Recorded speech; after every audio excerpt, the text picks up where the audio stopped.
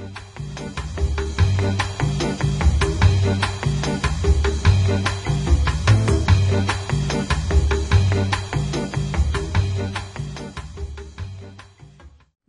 so we'll get started. So welcome everybody to the Neuromobility and Flexibility in Dances webinar that we're running today. I hope that you can see all of the slides that we've got here. On the front we have my beautiful Zoe. She is currently at the Royal Ballet School. She sent me that image just the other day. This is what it looks like when it's all working well. Obviously we love to have beautiful flexibility as a dancer, and neuromobility is something that a lot of people hear about but have quite a few questions about. It's something that we do deal with in the Front Splits Fast flexibility program, but it's something that a lot of people have quite a few misunderstandings or haven't really been taught a lot about. So it's something that I wanted to go through today. So the first question obviously is, what is neuromobility? And an extra question came through this morning which I thought I'd go through. And it's from Catherine in Paris, and she said, "Hi Lisa, when you speak about neuromobility, are you speaking of perceptual mobility, like using proprioception and other types of techniques for assessing coordination patterns and the mindset that keeps them going? Or are you actually talking about the anatomy of the nervous system, the tissues themselves, participating mechanically, letting the musculature stretch? Sorry about so many words, but I'm wondering if I translated your ideas well. Thanks for all the energy and good knowledge you are spreading around to young dancers." So thanks, Catherine, and that is something that we're going to go through first. I am actually talking about the mechanical properties of the nerve. So what we need to look at, first up, is the central nervous system. Now, I remember when I was a student and we started looking at neural anatomy, I was actually amazed at how strong and rigid the nervous system was. I'd always thought that nerves were like tiny little fiber optic cables that magically ran all over your body. When you're actually looking at the spinal cord, it's actually quite thick, and this can inhibit a lot of the spinal mobility if it's getting caught at certain places. So if we're looking at the picture on the slide there, you've got the central nervous system. We have the brain right up at the top, which then comes down through the brainstem into the spinal cord. Then we come through into the peripheral nervous system. So the spinal cord branches out, exits out, lots of little holes through the spine, and sends nerves all the way down to our fingers, all around our ribs, through our pelvis, and all the way down into the legs. Now this is extremely important both for being able to sense through our skin, our sensory nerves, but also to tell our muscles to move. So without these nerves we wouldn't be much use at all, but this does have a big influence on our flexibility. While nerves may seem very delicate, they are actually quite strong. So if we look at the picture here, the sciatic nerve, that yellow string that comes down, your sciatic nerve is almost as thick as your thumb. It's quite thick, quite stringy, and it passes underneath the piriformis, one of your deep turnout muscles, and comes out from the pelvis there. So these are quite thick structures that can get caught a little bit on various points along our body, and we're going to be talking about that a lot today. So we are actually talking about the mechanical parts of the nerves. When you go to take your leg up into a full mount, it is important that these nerves slide. Now this means if you imagine a continuous line from the base of your skull all the way down under your hip and up to the back of the leg and down into the foot. If the foot is flexed, this will often put a bit of tension on that nervous system. If the foot is relaxed, then the foot can actually come in quite a bit. So a lot of people find it intriguing as to why they can lift their leg up when their foot's pointed, but then if they're doing a forward bend, everything feels a lot tighter.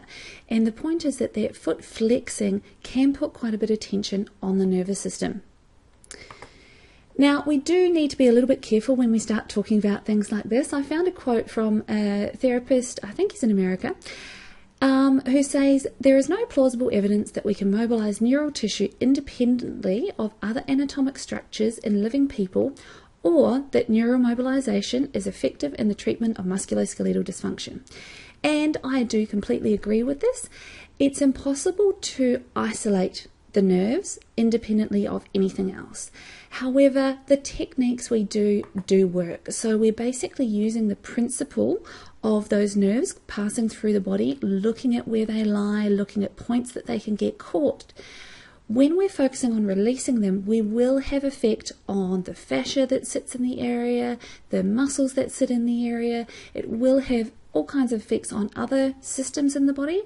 However, we're using the structure of the nerves as a guide to points where things can get a little bit caught. Now, these techniques have been used by therapists for years, and we've been getting better and better at them. And these are much safer than the older school neural stretches. We'll go into that in a little bit of detail. We had a good question about that. What I found is that when we do the releases focused on mobilizing the neural system, the effects that you can get are quite instant and they can be quite long lasting. Now, I had a great question from Julia in Auckland. Hi, Julia, who says, I'm rather unclear on the difference between neural mobility and neural stretching. I've read that neural releases are helpful, but neural stretching is not recommended. Can you please clarify what constitutes each of these and what is safe and helpful? Thanks so much, Lisa. So, Julie, I did want to go through this in quite a bit of detail because a lot of people do get confused. So, the old theory was about neural stretching. The principle was thought that the nerve was too short and it had to be stretched longer. We would take the nerve into a full stretch, and this was often brought about by bending the head forward and then pulling up the foot to stretch the sciatic nerve down through the back.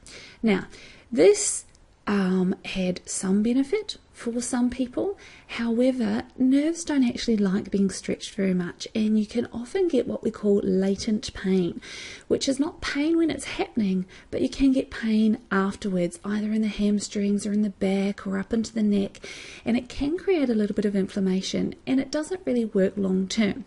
So what we do now is something a little bit more intelligent. We call it Neuro Dynamics, and it's more about the sliding of the nerve and the mobility of the nerve in its sheets. So it's under the assumption that the nervous system already has the capability to slide and to give you fantastic range of motion, but it's getting caught at points along its length. Now, if we are working our whole body beautifully, we need full motion through the nervous system, and this comes into everything from your digestive function to how your kidneys and pancreas and everything are working. All of your internal organs have a nerve supply as well. If you are restricted in the nervous system, you may get funny things happening around into all the viscera as well. And we have found in the clinic a lot of people, especially with a lot of tension through the low back and around through psoas and the deep hip flexors, that you can often get funny little digestive things happening or slightly upset tummies and things like that. So this is a big part in the whole functioning of your body, not just your flexibility. What we do is we focus targeted releases aimed at releasing certain catchment points. Now, this can have an extraordinary effect on your mobility because it's releasing off the points that are tight in you. What happens when we try and stretch normally is that we tend to stretch the things that are already reasonably mobile, and the tight bits don't actually get stretched out. So it's a way of evening yourself out. Now, I've just got two little pictures here. On the left, we've got neural stretching. So again, with the foot flexed and the head down. Now, you may see people doing this, either with two legs out or one leg out. Some people won't have a problem with it, but a lot of people will. So it's something that I don't advocate very much anymore. And I especially do not advocate bouncing into this position. I remember being in a gym one day and watching a personal trainer force somebody into a bouncing stretch like this. And it just made me sick. You can do so much damage if that nervous system is getting caught in certain places. So please never force anyone into that position. On the second side, on the right side, is more of a mobilization. So again, if you imagine the nerves coming from the base of the skull all the way down the back and underneath, if we extend the neck, it takes the pressure off the top end of the nerve as we flex the foot, which means the nerve is sliding down slightly. Then if we point the foot and flex the neck, it goes the other way, so it tensions through the neck and relaxes off the foot. This is a very simple sliding technique. I still use this only as a test rather than a treatment technique. Some people use it as a treatment technique. It can be effective. I usually use this to find how well the nerve is sliding, and then I try and find points along the way that I can make it even better. So you don't need to spend too much time actually doing that. Think of it more as a test. What we're going to focus on today is more about releases of certain muscles or other structures that lie across the nerves, and focusing on letting them go rather than actually forcing anything. So things that can interfere with our neuromobility, what we talked about before, muscular and fascial impingement. So there are certain parts in the body where the nerve passes under or through different muscles or fascia, different parts of connective tissue. This can happen all the way up in the back of the neck, all the way through the spine, down through the hips, around the knee, deep in the inner thigh. We're going to be talking about a few of those in detail later. Anywhere where that nerve is passing through some connective tissue, if the connective tissue is holding on or a little bit tight or restricted, it can stop the nerve from sliding quite so well. Now, the other thing that can make a big difference if you have had a sudden growth spurt, which often happens in young dancers, there is a theory that you can have a relative reduction in the length of the nerves if you have a sudden growth spurt. Now, this is something that we got taught. I'm not so sure as to how true this is. It's a kind of common assumption. The bones are getting longer, but the neural tissue does accommodate quite well. I find more that in these students, the neural releases actually work really, really well. They will feel very tight, but once we actually isolate the points at which they're being held, they often increase their mobility pretty quickly. So there may be an involvement with that, but I'm not actually too convinced on it.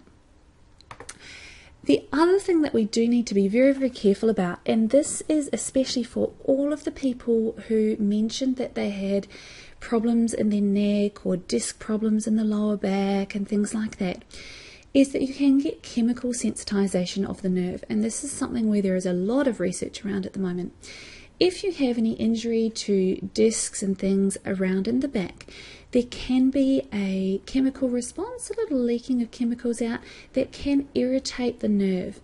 This inflammation can stop it from moving quite as well. So it may not be directly pressing on the nerve, it may not be caught by a muscle, it may actually just have some inflammation in the covering around the nerve, and that can actually stop it from sliding as well. So if you do have back pain or neck pain, we do need to deal with the actual pain part before we can really move on to the neuromobilization. So I hope that makes sense. If all of these things are working fine, then your mobility becomes quite easy. I used to struggle enormously with my flexibility, especially down one side. Now I know all the tricks for my body, I can open it up very, very quickly. So it is a much nicer way to be rather than struggling with your flexibility all the time. Now, I wanted to get into all of the questions that we have, and we had some great ones, some that I hadn't even thought that everyone would come up with. One's like this one from Steph in London, who asks, does hypermobility affect your neuromobility? This is a really good question. First, we've got to go into what hypermobility actually is. So if we think of joint hypermobility syndrome, it's actually quite common. About 10 to 15% of us, or of normal children, have it. And it's that overextending or increased mobility in the joints due to an increased stretchiness in our ligaments. Now, people who are hypermobile often do well in performance things such as dance and gymnastics and things like that, especially at an early age, because it's easier to go into certain positions. However, we do need to take a bit of care when training hypermobile children, or if you are hypermobile yourself, because there are also some downfalls. Excuse me. We do, however, need to be careful of making distinctions. There is a more rare but reasonably, I've seen quite a few people with this, something called Ehlers-Danlos Syndrome. Now, people may just think they're hypermobile, but if you have extremely stretchy skin, very bendy back fingers, and often quite large eyes, you bruise easily, and often you get keloid scars. So if you have an injury, it often scars up quite a bit. There is a a slightly increased level of the hypermobility, which affects all of the collagen through the body. So everything becomes a little bit weaker. Now we do need to be very, very careful with this. So if you think you have all of those things, it could be a good idea to get a medical professional to confirm that for you. But we do need to be careful if you are super, super stretchy. In regards to flexibility though, the hypermobility, because it is about the collagen, it can have an increase on how much the nerve can stretch. The nerve does have a little bit of stretch in it. However, it has more of an effect on the covering of the nerves. So if you look at the little picture, this is the spinal cord. The little yellow bit through the center is the spinal cord, and the little spiky bit sticking out to the side are the nerves that run out through the bones in the side of the spine and out to all your arms and legs and ribs and things like that. The dura, so the grey stuff, is very rich in collagen and connective tissue. So if you have hypermobility or the Ehlers-Danlos Syndrome, this can be a little stretchier. So it may give you a little bit more give where those nerves are exiting out into the spine. However, if you're hypermobile, it can also have its disadvantages. Because your joints are more mobile, you'll often find it hard to sit properly. So people often tend to slump in sitting, or they'll find it really hard to stand for long periods of time. So often if you're walking, shopping, things like that, as you walk around and around and around, you'll often find that you get quite tired or sore in the big back muscles. Ideally, all our deep little spine muscles hold together and really stabilize segmentally, so each little joint in our spine. In hypermobile people or people who have had back pain, this often doesn't happen, and all the big muscles contract on to help stabilize the spine. You'll feel like you always want a massage because the outside big back muscles are doing a job that they're not really designed to do. Now, this is something that we go into a lot in our Core Stability for Dancers program. And also the dance conditioning program is actually retraining all of those deep stabilizing muscles. So if you feel that your problem is more in the back and more in those big back muscles that are getting tight, and you are quite mobile, you may need to focus on really strengthening the deep, deep control muscles right in the base of your spine. What can happen is as those muscles get very tight, so the big low back muscles, the nerves that come out through the lower back can get caught as they pass through the muscles. So in the picture here we've got quadratus lumborum, QL. You can see that the nerves from the low back come out and run very close to that. You've also got psoas major that sticks into the front of the spine. Those nerves can actually get squashed a little bit and restricted in their sliding. This can make a big difference into your mobility into second and also front and back. So definitely if you are feeling restricted in this area, that this part is tight, temporarily massage and stretching will help, but you'll really get longer term results by working on deep control of the deep back muscles, the pelvic floor and your deep abdominal muscles. Like I said, we do have that in the Core Stability program, and as some people notice, we do now have a shopping cart on the Ballet blog. If you're interested in any of the other products, there's a link up to the top left hand side that you can click through and have a look at those. However, we do have a special on today. If anyone does want to purchase the Front Splits Fast program, we will include a free copy of the Core Stability program with it within the next 24 hours. So that's just a very quick special for anyone who's actually on the call. On to the next question. We have Tracy from Manchester. Are side splits treated differently than front splits in regards to flexibility training? Does the mobility of the hip joint directly affect the ability to perform side splits or not? Now, Tracy, we do treat side splits in a similar way in the concepts and the principles, but we use different techniques. So when we have the Front Splits Fast program that is designed for front splits, I've had a lot of people say that they do get improvements in second splits, but we can use the techniques that we talk about there for improving second splits as well. There are loads of aspects involved in being able to do a full split in second. Yes, the range of motion in the hip joint is included. We'll talk a little bit about that in a minute. It is also dependent on the eccentric strength of your inside thighs. So we'll go into that in a little bit more detail, and it can also be limited by your neural tension. So if we look at the hip joint, the structure of the hip is involved. We have our femur, our thigh bone, coming up with the head of it sitting into the acetabulum or the hip socket. Now, different people do have different shaped sockets. Some people have quite shallow ones, some people have quite deep ones, some are faced more forward, some are faced more out to the side. This does have an influence, however, it often gets blamed unnecessarily. I very, very rarely see someone who's actually being blocked by their bones. It used to be something that we used to say quite a bit. However, as I've become more and more specific with treating the hip, I've found that often it's due to the nerves, the muscles, and even the ligaments surrounding the joint rather than the hip bone. So try not to blame the bones too much. Everyone does have a certain range that they are capable of. Some people will naturally have extremely open hips. Some of us do have to work quite a bit harder, but it is amazing how much range you can actually improve when you're doing the right things. So we do need to work a lot on releasing the muscles around the hips, which is a lot of what my programs are working on. When I talk about eccentric strength of the inner thighs, this is the ability of the inner thigh muscle to work as it's getting longer. Now, I tend not to advocate just sitting in second splits or sitting with the legs out to the wall. We do a variation of this stretch where the feet start up the wall. We slowly lower them out into second and then come back in, keeping the front of the hip relaxed, and we call this butterfly legs. Now, this exercise helps you increase your strength into your range so that you can actually use it. There are far too many kids who have, and dancers in general, who can sit in second, but then they cannot hold it at all. So I really like to make sure that we do a lot of strengthening work while in second position. Now, when we come on to neural tension, we do need to look a little bit at the relationship of the muscles and the nerves.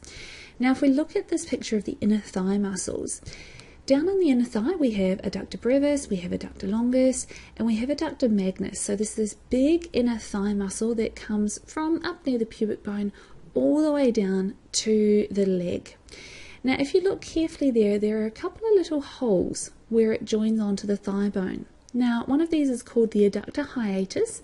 Hiatus just means hole, and this is a gap in the muscle which allows the nerves and the blood vessels of the inner thigh to pass all the way through. Now, this is very, very important. It's quite a big catchment point. The Saphenous Nerve, or Saphenous Nerve, depending on how you like to say it, comes down the inside thigh and it passes through this hole in the inner thigh. So if the inner thigh muscle is tight and it's a little bit fascially restricted through there, that can stop the sliding of the nerve as it comes around. Now, this can manifest in knee pain, especially pain that wraps around the inside of the knee and under the kneecap, or it can actually block you in second splits, and this is often the culprit. If you're stretching into second and you feel it pulling or pain around the inside of the knee, I often work on releasing this nerve up through the inner thigh, but also deep up into the pelvis. If you look right up at the top of the picture there, the nerves come out through the front of the spine there and come out through the pelvis. If some of the muscles deep in the pelvis are very tight, this can also block your range into second. And it's been something that I've been working on for quite some time. And then just yesterday, actually, I had a girl in who was very blocked in second, couldn't really feel it, just was struggling with trying to get more range. We released off deep into her iliacus, the hip muscle that sits on the inside of the hip bone, and deep into psoas, and all of a sudden she opened out into second. She was delighted, and it actually confirmed what I'd been suspecting for a long time, but I'd needed the perfect candidate to demonstrate it. So tension deep up in the pelvis or deep in the inner thigh muscles can stop the nerve from sliding, which can stop you from going out into second. Now we have a question from Maya in Toronto. We have questions from people all over the world today. Maya asks, my sciatic nerves running the full length of the outsides of my legs are irritated, and I experience considerable discomfort in the back of my neck and between my pelvic bones when I bend forward. It's definitely worse in the morning and fluctuates from day to day. Do you have any site-specific exercises or recommendations to ease the discomfort and increase my mobility in this range? Thank you so much for your ongoing help. You're a dancer's best lifeline. Thank you, Maya. I try to do my best. I just want everyone to have all the information they can to be happier and healthier human beings, as well as dancers. So I hope this helps. Now, what we want to do is actually just go over the nerves that run around so you can understand the neural part of it. The sciatic nerve runs down the back of the leg, yes, but above the knee it actually splits into two nerves. One wraps around the outside of the leg, it's called your common peroneal nerve, and as it comes around the outside of the fibula, it can get a little bit caught on that point. The other part of the sciatic nerve goes straight down into the back of the calf, that's called your tibial nerve, and that can give pain down into the foot and ankle. But it sounds like you're getting caught around the outside of the knee. Now what I would do in this case is try not to cross your legs. Often when we cross our legs we can actually squash this nerve where it passes around the edge of the bone there, and it can get quite irritated. You can also try massaging out any tension in the perineals. This is in both the Front Splits Fast book and in the Advanced Foot Control book that we have, so you can have a little look at those techniques there. Also try not to fish your foot too much, or if you are fishing, or sickling the foot out, make sure that it's happening on the outer border of the foot, not too much at the ankle and feeling it up into the side of the leg. There's kind of a safe way to fish and a not such a great way to fish. We actually go into that in the new Advanced Foot Control videos, which should be up very, very shortly. Now for the discomfort in the neck, I would definitely go and do the suboccipital releases. These are in the Front Splits Fast program. There's also a video on YouTube or on the Front Splits Fast site demonstrating simple ways to do this. These little muscles have connections down into the covering of the spinal cord and into the fascia that runs all the way down the back. So releasing them can make a huge difference. However, if they are getting tight all the time, and if you've had problems in your neck, you do need to make sure that you strengthen what's called your deep neck flexors, which are tiny little muscles in at the front of the neck that help hold your head on. If you tend to sit with your chin poked forward, scrunching up the back of the neck, it tends to get very, very tight. So we must learn how to hold the head on our neck in a much better way. The pain between the pelvic bones is often if you've been gripping with your turnout muscles or gripping with your bum to try and get turnout. Now, unless you have beautiful 180-degree turnout like the girl there in the picture, we tend to overuse our turnout muscles. This is an area that I work a lot with. Make sure that you focus on all the releases around the hips, and then we need to start working with isolating the turnout. First with the exercises that we do in the Perfect Point book, the beginner section, and then we actually have a training turnout program which is for much higher level students. So we really need to get into the nitty-gritties of how to actually work the hips in the socket to avoid building up that tension again. Now we have a question from Cheree in Portland, who says, sometimes I can do the splits and other times I can barely get all the way down to the floor. This also happens with other parts of my body, like my front, back and side extensions. Is this possibly related to diet or hormones or something else? Now a lot of people made similar questions like this. And the answer is yes, yes, and yes. There are so many factors that influence your flexibility, including how much water you've had to drink, how stressed you are, what your hormones are doing.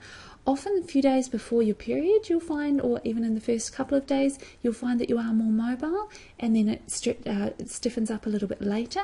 Women who are pregnant obviously have a hormone called relaxin that circulates around in 2 different parts in the pregnancy, but that is actually designed to help release the pelvic bones for giving birth, and so they often feel very, very flexible at certain stages in the pregnancy. If you are pregnant and feeling super stretchy, just make sure you don't stretch too much. This is one reason why there is no one rigid program that is right for everyone. The flexibility programs that we do are very explorative. We're trying to find out all of the things that make sense for you. Stretching works really well for some people. The neural releases work really well for others. Some focused spinal mobility stuff works really well for others. More of a yoga-based program works well for others. So it's about assessing and reassessing your body before and after you do any certain techniques, and noticing any patterns during the month. So you may find that there's around a full moon you don't sleep quite as well, or every second Friday you stay at your dad's place rather than your mum's place, and it's a different bed and you feel less flexible afterwards. So see if you can start working out when it is that you're not feeling as mobile, whether it is after eating certain foods. I know particularly for me, if I have chocolate, I get tension in my upper back and up into my neck, and I can feel it when I start having it. So that is something that I've noticed in me. I still have chocolate every now and then, but it's something that I know will affect my flexibility, and I know that I will need to actually stretch out my upper back a little bit more if I have had some chocolate. So just little things like that can make a big difference, and everyone is different, so it's impossible for me to say which is which.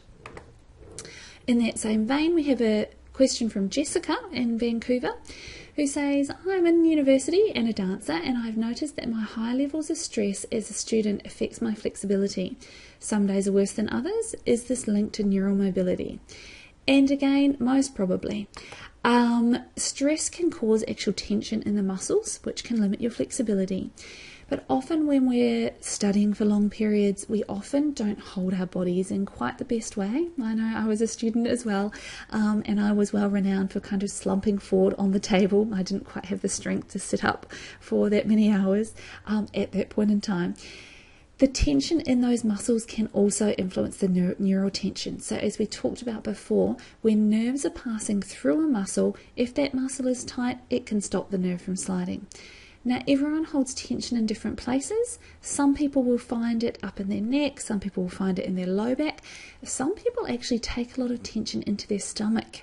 So it really does depend where you emotionally tend to hold your tension as to how it will affect your neural mobility and your flexibility. Often I find that when stress is a factor, it increases their upper back tension. So make a big focus on the thoracic mobility section of the program. We often don't think of this in regards to our flexibility, especially into our hamstrings, but this can make a huge difference as the spinal cord passes down through the upper back. You have the little nerves that pop off out to the side. If this area is tight, it can stop your whole spinal cord from sliding. So do make a big focus on your upper back flexibility exercises. Now we have 2 similar questions here that I always get. One from Alison in Sweden. I won't even attempt to pronounce the name of that. Eccentric, maybe. I love Sweden. I had a wonderful time there a few years ago. So, hey Alison. She asks, often I see my students stretching while lying on the floor with good range of movement, but when they try to do a développé, even during a floor bar, they can barely get to 90 degrees. Why is this? Now, there are a couple of reasons why this may happen. Sometimes it can be because they're hitching and twisting and doing all kinds of weird things whilst lying on the floor. And then when they're doing the floor bar or trying to work correctly, they're actually holding things in more correct alignment. But it also can be a lot due to strength, which leads us into the next question from Anna in Dublin, who says, hi Lisa, I've done some of your courses and my flexibility has really improved. I can now do the splits again and my grand battements are sky high. What can I do about strength or leg height in adult though? Thanks, Anna. And Anna was one of the girls who came to our workshops in Dublin last year. Hi, Anna. And through Deirdre McKenna. Deirdre's a very dear friend of mine who's a dance physio in Dublin. So if anyone's up there, she's a great person to track down to do similar things to what I do. So it's wonderful that you've opened up your mobility, Anna, but we do need to work on the strength to actually hold it. Now, this is a question that I get all the time, and it is very, very important that we learn to get very fine coordination around the hips. Now, if you look at all the extraordinary dancers, or any dancer who has great mobility and can use it, they have extremely fine control around the hip. It's not about brute strength. It's really not about strengthening the hips. It's about being able to isolate just the muscles that you need at certain points in time. Excellent core control is absolutely essential. If your deep tummy muscles and deep back muscles are not working, you will not get the leg up. So it's not just about turnout muscles, it's not just about deep hip flexors. Core control is essential. We also need psoas major. Now, psoas often gets a really bad rap with dancers, but you do need to use it for any high extensions to the front or to the side. Now, this is something that I do a lot with my students. In regular people, psoas is actually used to stabilize the spine. If we look at where it actually attaches through to the front of the spine. So if the spine, especially in hypermobile students, is a little bit shifty, the deep back muscles are not really working, deep tummy muscles are not really working, the psoas will just contract a little to stabilize the spine. This is fine in people who don't ask their leg to be up around the ear all of the time. However, when we're dancing and want to hold our leg up, if that psoas muscle is being used to stabilize the spine, then it's not available to actually help lift the leg.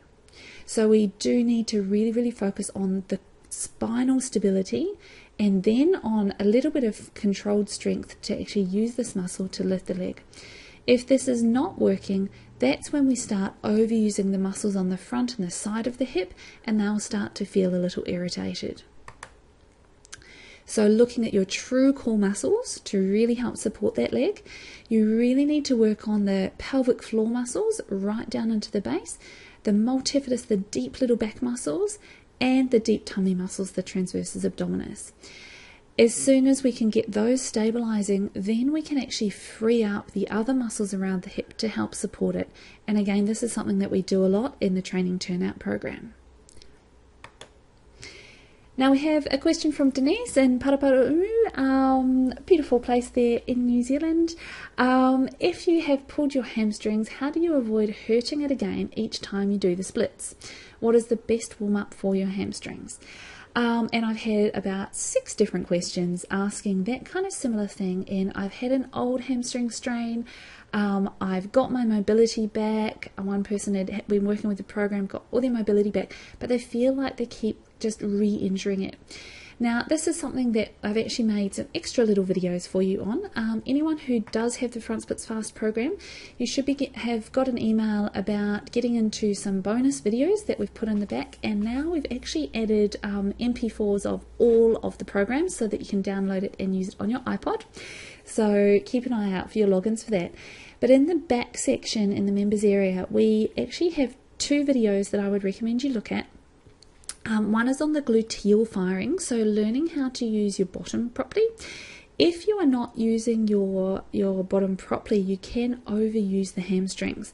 So they're contracting more than they have to, and so they tend to get injured or tight. The other one is actually using a TheraBand to strengthen the hamstrings. So we keep the leg straight, moving it all the way down to the floor, and then slowly releasing it up over the head. So again, getting that eccentric control of the muscle. This is very, very important after we have had a hamstring strain to stop re-injuring it again, especially with our high kicks. So if you've got the program, keep an eye out for the logins. If you haven't gone into the back section, make sure you do. There's lots of goodies in there for you now. And as a warm-up, the thing that I tend to recommend is a simple sun salutation that we have also in the program, of actually going through and waking up all parts of the body.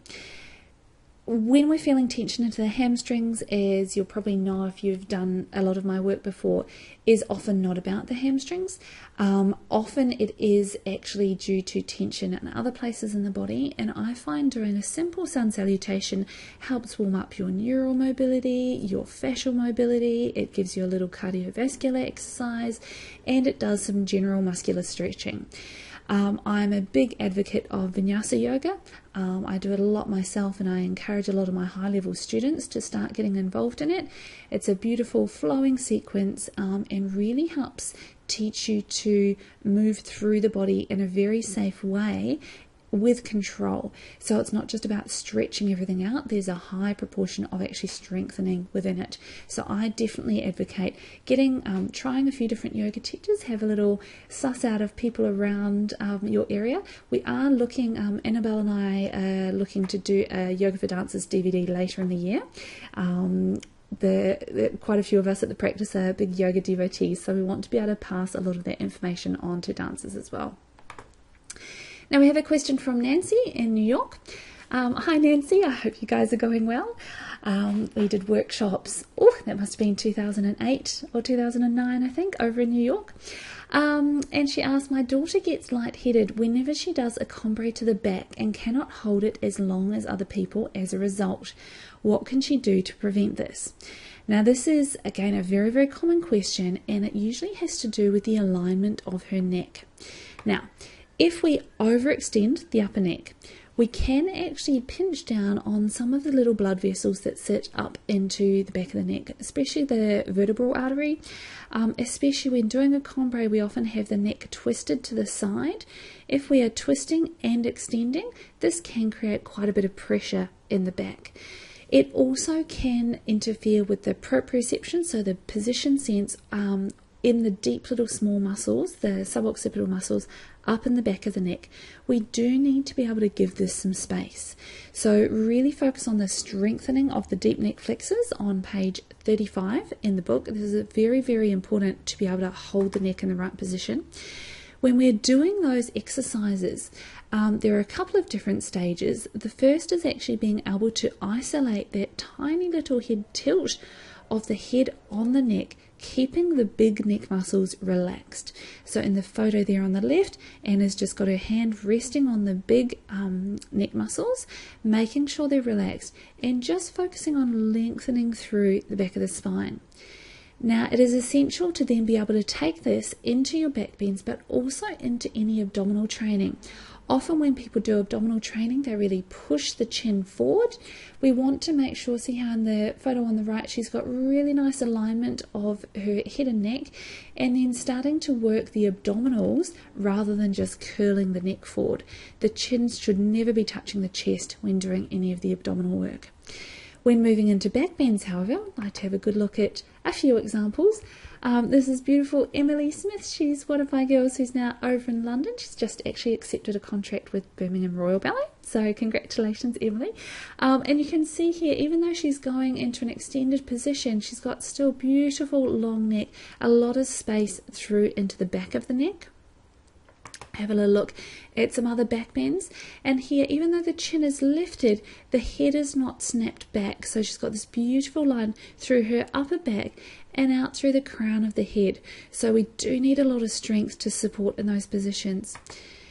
There's another one with very, very flexible back, but if you look at her neck, she's still not extending the upper neck. So if you are having problems, or your daughter's having problems with with lightheadedness, dizziness, just take a little video or a few photos of her actually going back into the position and see if you can see if she's overextending or twisting the neck in an unusual way. We probably need to do some deep focus strengthening in at the front of the neck. And then we've got a question from Lola in Vancouver who asks, is it possible to improve the flexibility in your feet? And can anyone do the splits, or do you have to be born in a certain way?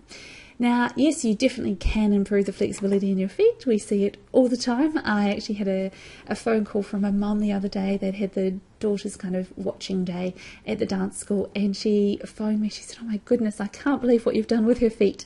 That her feet had improved so much just from some simple massage things and simple strengthening. Tension in the feet and ankles can definitely limit the range, so we do a lot of work on gentle massage, work that students can do themselves to free this up, and releasing tension in these muscles also can release the neural tension. And yes, I do believe that everyone can do the splits outside of any congenital bony issues in the hips or any rather extreme spinal things. We've had some questions about scoliosis. Yes, that can limit your flexibility into the splits quite a bit, but there are a lot of mobilizing techniques to actually free up the spinal cord as it comes through, so that shouldn't block you too much. There are occasionally, and I have one girl at the moment who we are struggling a little bit with, but we've found all kinds of other things that have been limiting flexibility, such as when she sits, her hamstrings tend to grip on. So we actually had to find sitting positions where she doesn't actually constantly have this tension, and we've had to do back stabilizing exercises because that was a little bit weak. We've had to get her butt working. So there are sometimes a few extra little things that we need to look at if the initial releases don't work as strongly as you would hope. As we build resources onto these, we are putting them into the back end of the Front Splits Fast site, so make sure you do keep an eye on there. Like I said, we have now put all of the MP4s on there so that you can download them and use them on an iPod or something like that when you're moving around.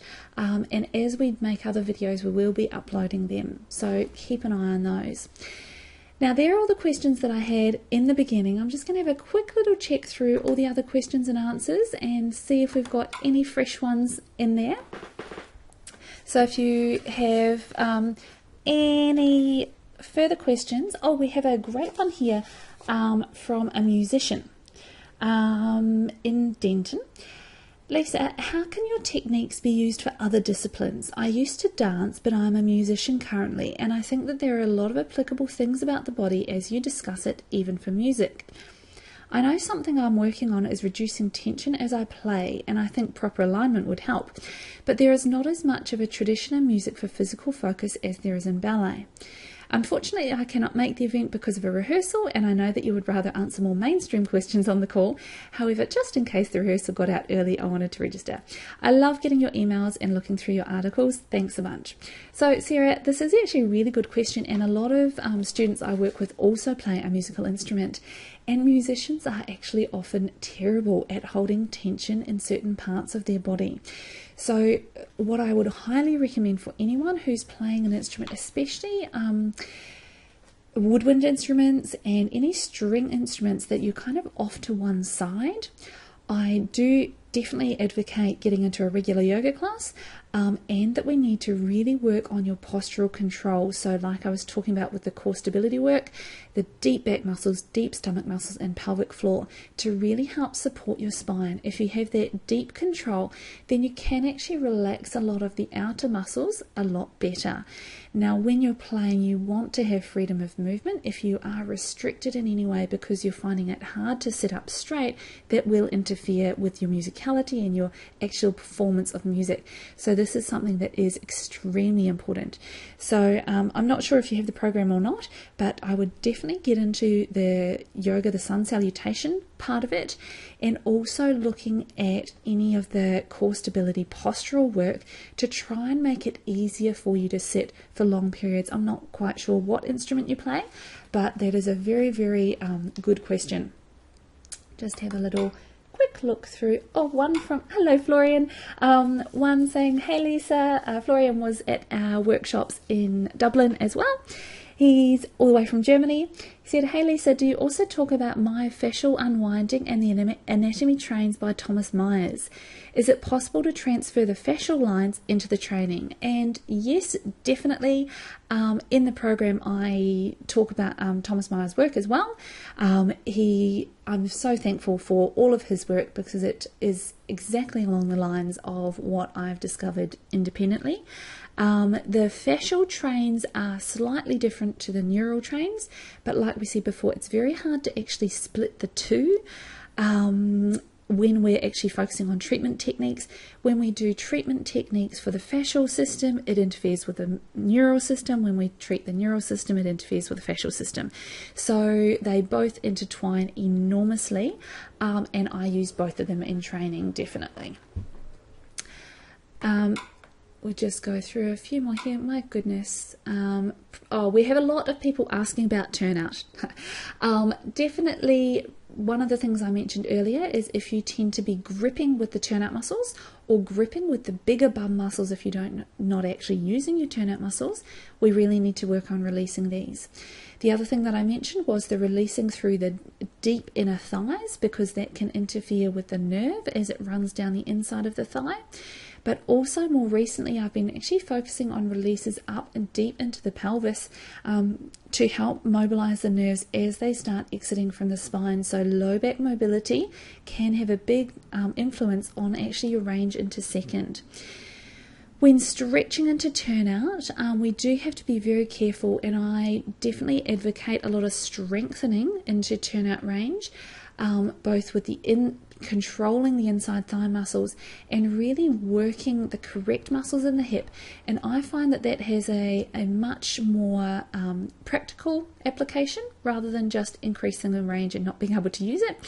And also, as you use your turnout more in class, it really helps open up the hip joint a little bit more.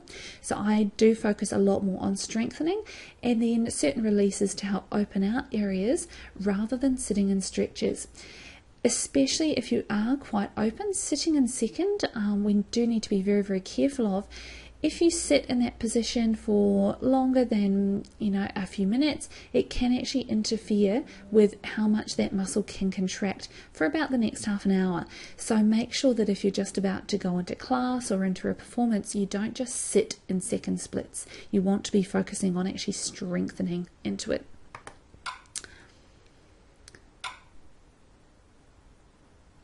We also have had a few questions about the age of people able to do the program. For front splits fast program, you can use sections of it for any age range. Little kids, I tend to do more the neck releases and gentle massage stuff through the legs and through the hips. As students get older, they can take on more of the stretches themselves. Around the age of 13, 14, 15, I start bringing in all the tennis ball releases. As we get older, a lot of people have been asking about in the 30s, in the 40s, in the 50s.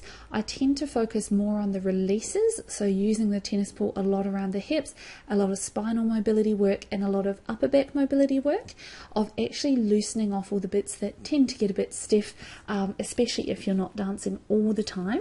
So I do just tailor it a little bit depending on the ages. However, it is applicable from everyone. From about 7, I usually start. The neck releases, if kids are really, really tight, can start it early on.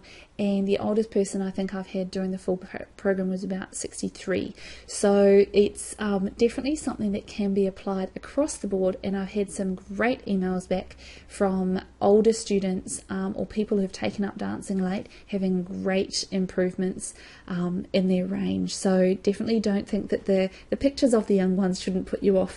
We are actually also going to film one with adults. So we've had a lot of people asking about that. So later down the track, when I finally find some time, we will be redoing it for both regular people, so athletes, martial artists, sprinters, things like that, and for people who are not beautiful young svelte dancers. So keep an eye out for that.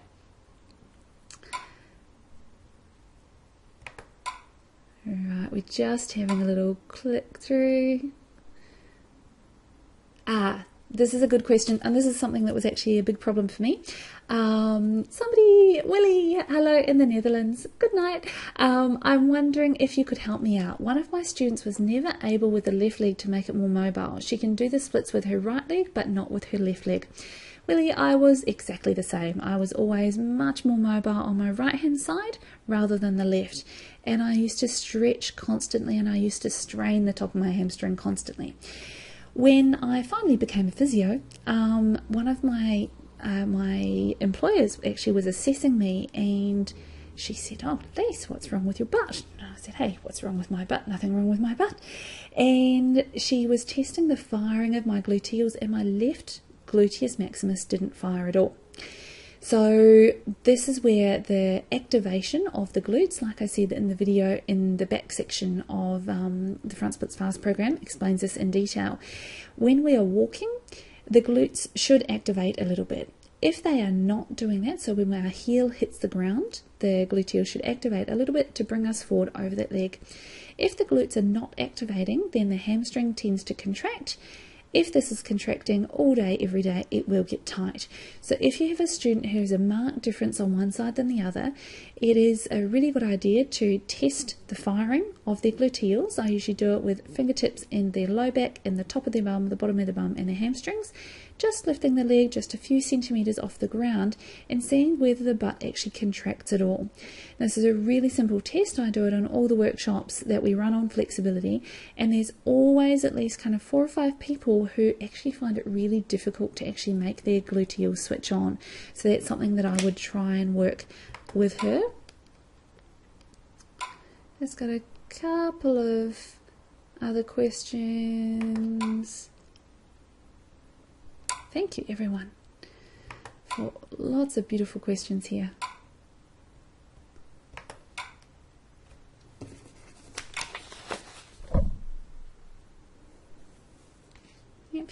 We've got one question on age-appropriate stretches for front and middle splits.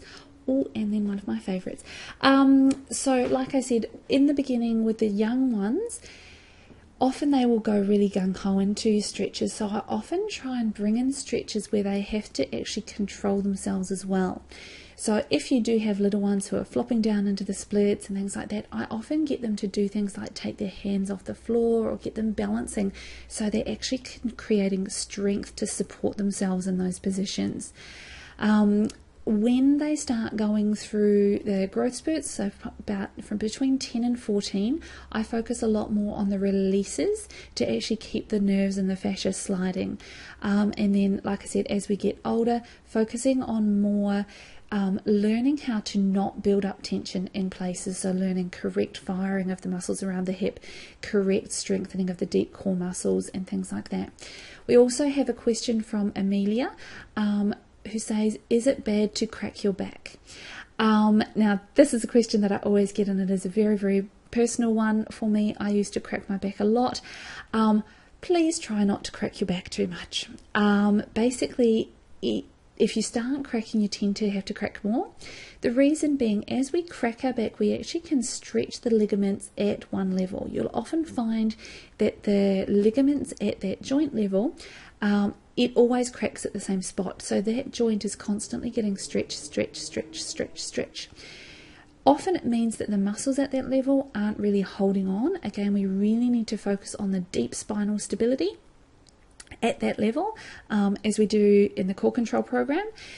This is really, really essential for you as a dancer. What tends to happen is that your mobile bits, with all the cracking, get more mobile, and your stiff bits stay stiff. So it's much better to focus on releases that are really working on releasing the parts that are tight rather than just cracking your back. I ended up with quite a lot of back pain from cracking a lot, and it took me a long time to actually learn how to stabilize the right muscles, which is why I teach it a lot now. Now I have absolutely no problems with my back. So it's not something that is unfixable. However, I'd prefer you not get into too much of a habit of cracking your back, as it can be very hard to get out of. Okay, now we're just on time there, so I will say goodbye to everyone. Thank you so much for participating in the call. If you have any other questions, please leave them on the site. I will be going through and sending out some more emails answering any other questions that are there. I'm sorry if you haven't heard from me much over the last little while. We've had a very busy time in the clinic, but I am getting back to starting to do more online, so hopefully you'll be having lots more content from me in the next little while. So thank you everyone so much for joining in. Have a beautiful day or a beautiful sleep, whichever one you're heading into, and we'll talk to you soon. Bye bye.